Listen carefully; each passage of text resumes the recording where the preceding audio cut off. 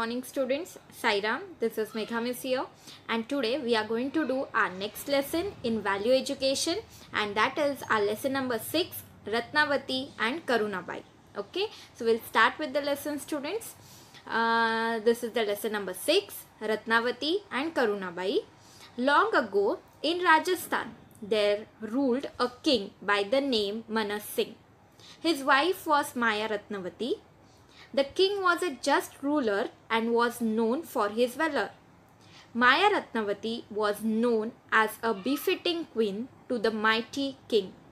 However, she was very soft and gentle and veered away from all matters relating to the state. Okay, so here we are going to see a short story, student.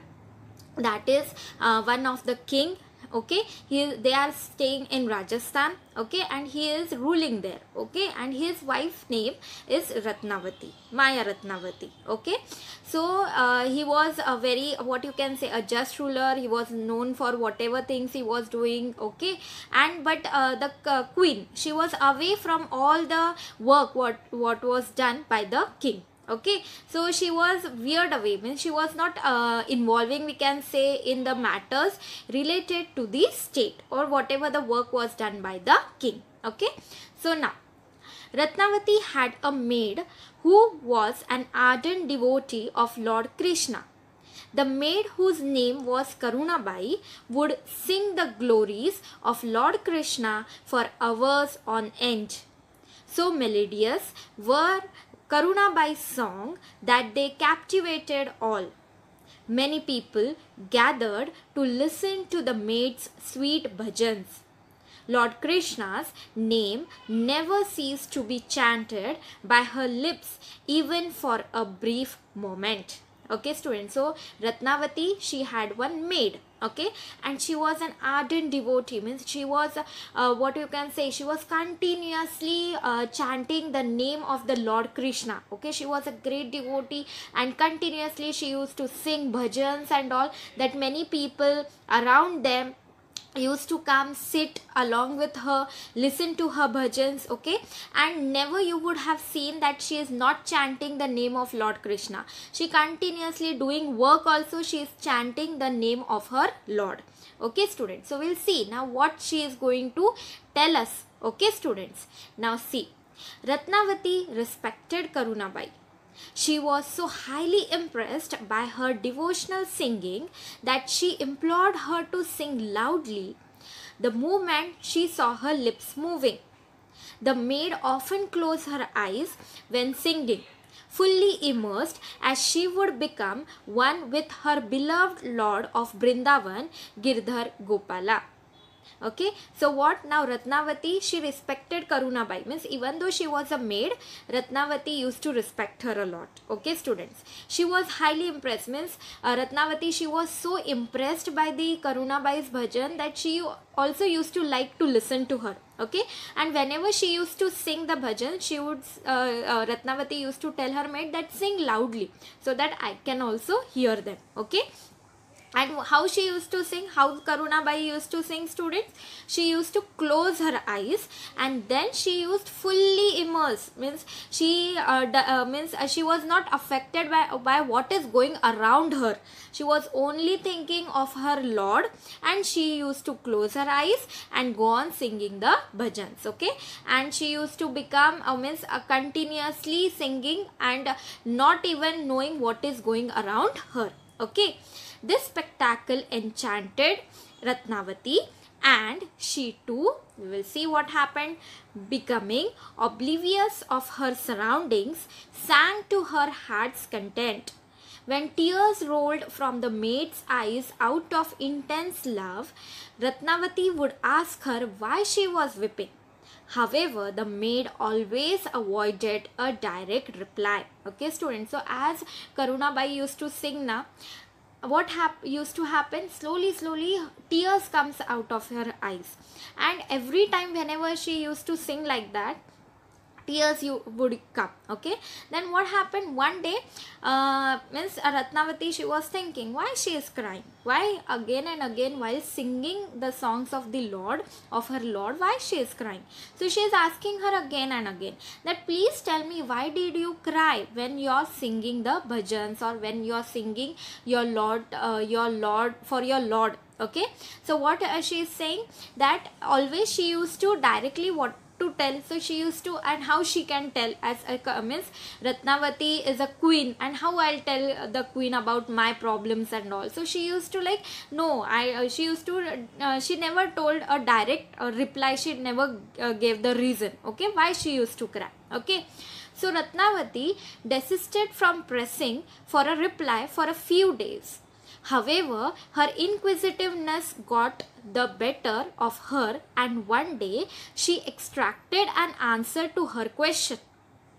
A defiant Ratnavati asked her maid sharply, "Today you will have to tell me the reason why you weep when you sing. Come on, tell me now." In reply, Karunabai strung together the following words: "One who is pierced by the arrow of love for the dark complexioned Gopala has nothing else to do on earth but to shed tears of joy at his very sight in the mind's eye." Ratnavati was taken aback by amazement. The maid's answer jolted her like a lightning. A flash of intense light traveled through her entire eyes. Okay, students, so we'll see what happened. Now Ratnavati, she was very curious to know why she is crying. I want to know.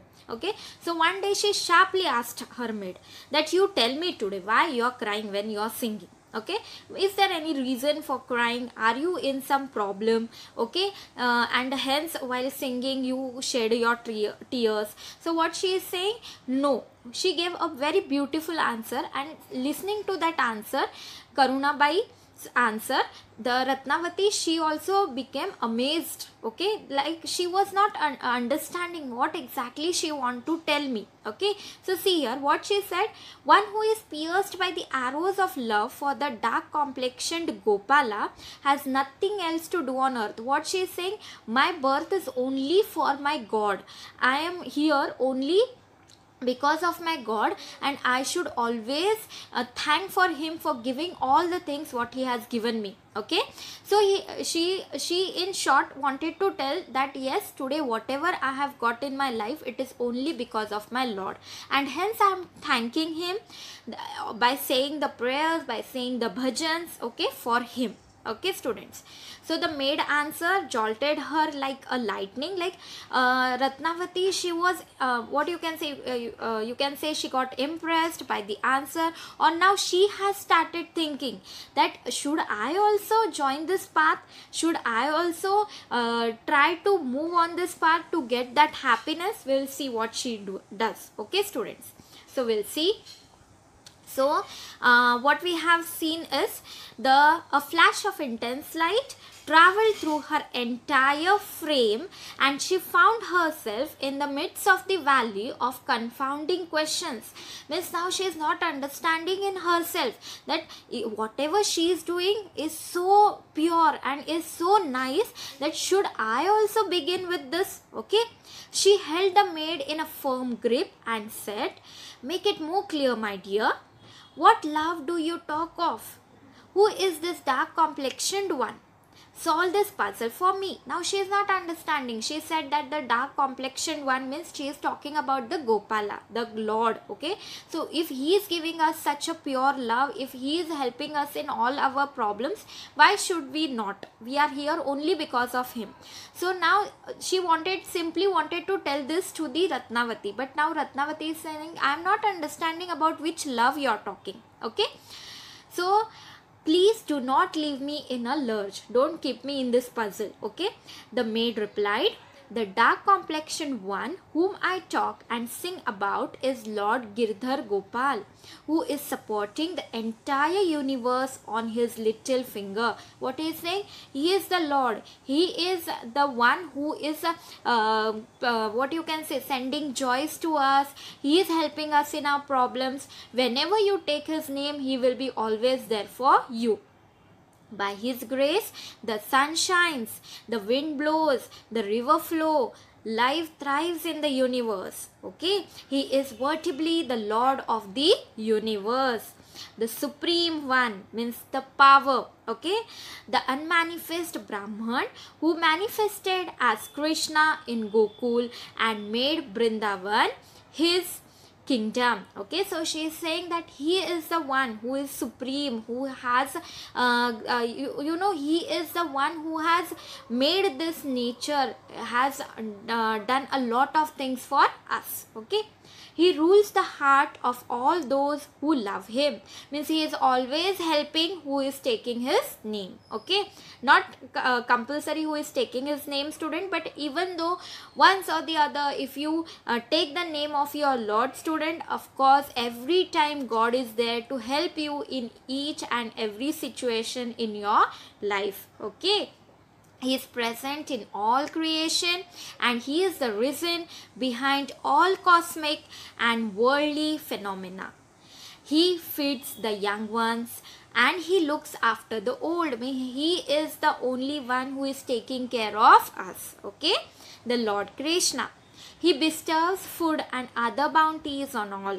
He is the cause behind the whole of the cosmos. He is mischievous, naughty, beloved of his mother Yashoda, the heartthrob of his mother Devaki, and a million gopis. You all know this, students. Yes, about Lord Krishna. Okay, he is the slayer of the wicked Kamsa, the destroyer of all sins, and the bestower of infinite joy, peace and bliss. Means he is bringing happiness in our life. Okay, even though any mistake is done by us, he always forgives us. Okay, his name is Lord Krishna and also known as Vasudeva. He descended on the earth to destroy sins and reinstate love for God. One who gets steeped in love for him cannot live even a moment, even for a kshan. Okay, student.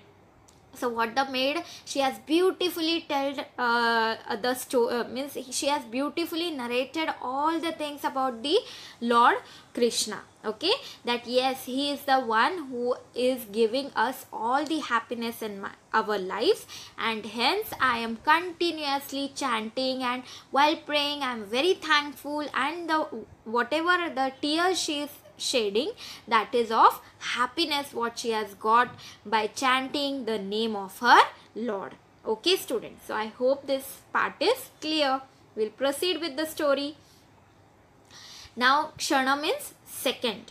So without us means she needs to chant the name of the Lord continuously. Okay, so like it's not compulsory that always she could see, but while chanting she imagined that yes, the Lord Krishna is with her only. Okay, such a person is attracted only to Krishna and nothing else. So the person who chants like this the name of their God, they are always, what you can say, is attracted only to their God and nothing else, student. Okay, such a person cannot enjoy anything other than Krishna.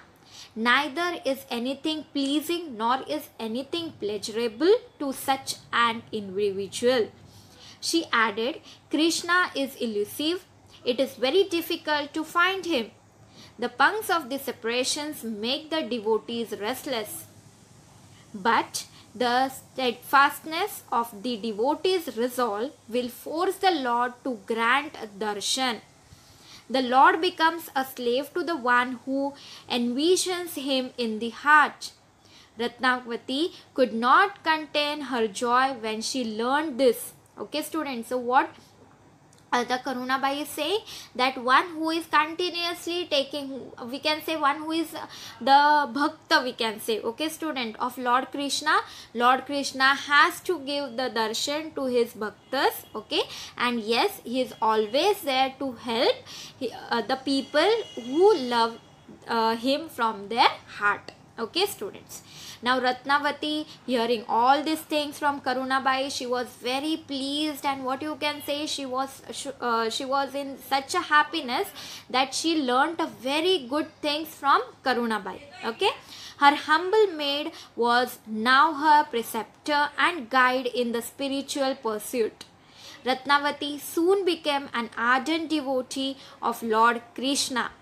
Ratnavati bade the servant not to do any household chores. The two thereafter made chanting the Lord's name, expounding his glories, and adoring his form their main routine. Ratnavati made a separate hall for satsang just adjacent to her own chamber. She also made a guest house for visiting monks and devotees. Okay student. So now she has involved in all the satsangs, prayers, and she told Karunabai that now you don't work, don't do any household work. Now we both are going to spread this spread this good thing about the Lord, about the chanting, about this love for God and all in other peoples also. So we will she made a chamber, okay, and she made a hall next to her chamber, students, and there she used to tell all the people, she used to chant the abhangas, prayers and all with all of them. Okay students, so I hope till this part is clear. Okay, we'll proceed. The king, who was a witness to all this all along, now became annoyed. Now the king was not happy with all these things what the Ratnavati and Karunabai were doing. Okay, he could not brook the fact that the queen was serving monks and mendicants like a common woman. Okay, so the king, he was not happy that whatever the things the queen was doing, he was not happy. He was saying, we are a king, means we have our kingdom, I am a king, how she can just help all others and just chant continuously the name of Lord and all like a common woman. She is a queen and all. Okay students, so we will proceed.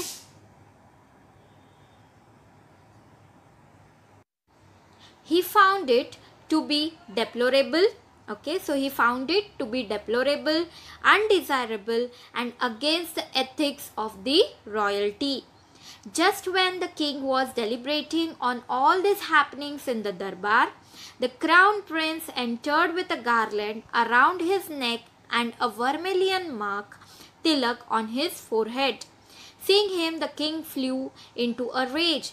He resolved to put an end to this insult to the king. Okay, so king was feeling like he is getting insulted. Okay, also when he saw that all these things are happening, he saw a crown prince which is entering with a garland around his neck. Okay, prince is having a garland is put along his neck, and tilak is put on his head and all. And seeing this now, he was very angry. The king was very angry. Now he is also like involving in all these things or what. Okay, so he was like, this all is not in the ethics of the darbar or the ethics as a king. All the things what should be followed is not done. This is not included in the ethics of his kingdom. Okay, so now we'll see what the king does. So determined, he decided to assassinate Ratnavati as punishment. Okay, he decided to give a punishment to Ratnavati for bringing a blot to the throne. Okay, means she is not following the ethics of the kingdom, so it is important to give her a punishment. At the king's behest, a hungry lion was brought to Ratnavati's presence by its handlers. Okay, so what he did, he brought a hungry lion. Okay, see how the king was.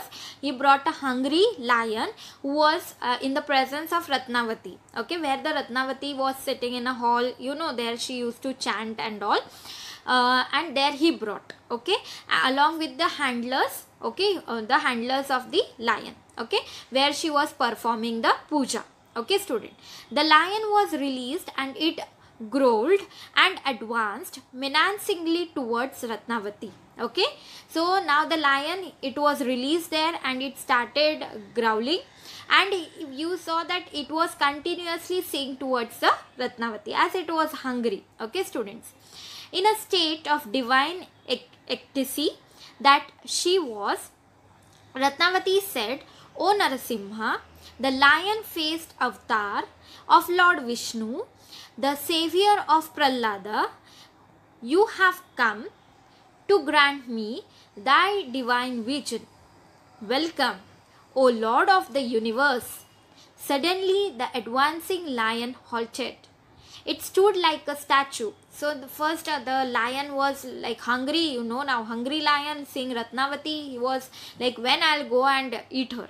Okay, but when she said, oh, you are one of the avatar of Lord Vishnu, and yes, I welcome you here, I know you have come here to eat me and all. Okay, so but you are one of the avatar of God only. Okay, listening to this, what happened to the lion?